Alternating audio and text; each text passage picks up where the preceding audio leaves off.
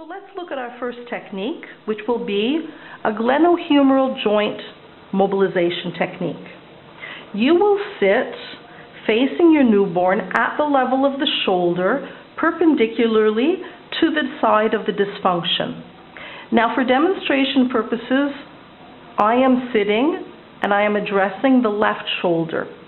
But we saw earlier in some of the theory that we discussed that because of the way the baby moves through the birth canal and the way the head and the shoulders exit, very often there is injury to the right shoulder. But for demonstration purposes, we're demonstrating the left shoulder. But just remember that you might have just as frequently, or perhaps even more frequently, shoulder dystocia on the right side. Today we're working on the left. So you're sitting facing your patient, and you're going to want to contact the scapula and the clavicle of the associated shoulder. Now, this can be done with this hand in one of two ways.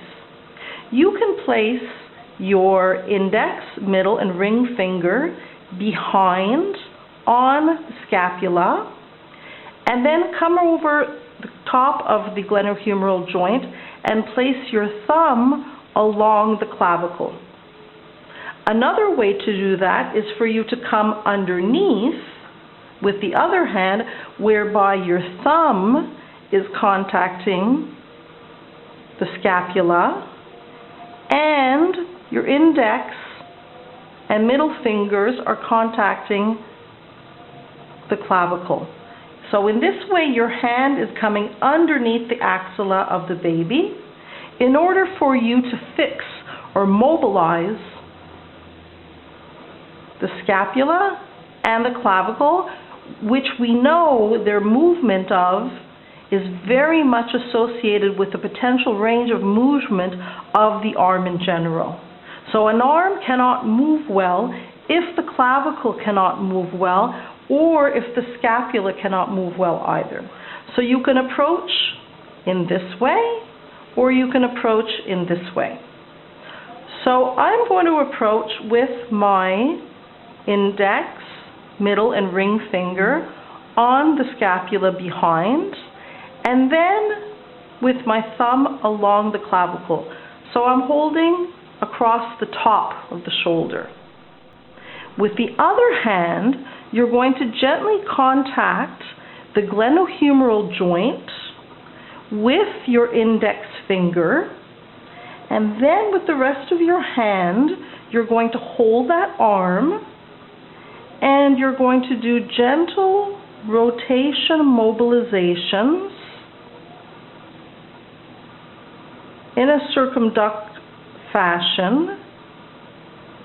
And our goal is to improve range of motion of the glenohumeral joint. Now, it's crucial when you're doing these mobilizations that the movement itself be quite minimal. So your actual circumduction should be quite minimal. We're not trying to achieve great range of motion. It is sufficient to mobilize in a very focused fashion using smaller circles. So it's crucial to avoid any extreme motion, and also it's crucial to avoid any potential traction. So we're not performing traction to the glenohumeral joint. What we're doing is we're mobilizing the clavicle, the scapula, and the clavicle. We're isolating and we're contacting with our index finger the glenohumeral joint, and we are doing very slight mobilizations in a clockwise fashion, also potentially in a counterclockwise fashion of the arm. And our goal, as you can see very precisely here, is to improve range of motion of the glenohumeral joint.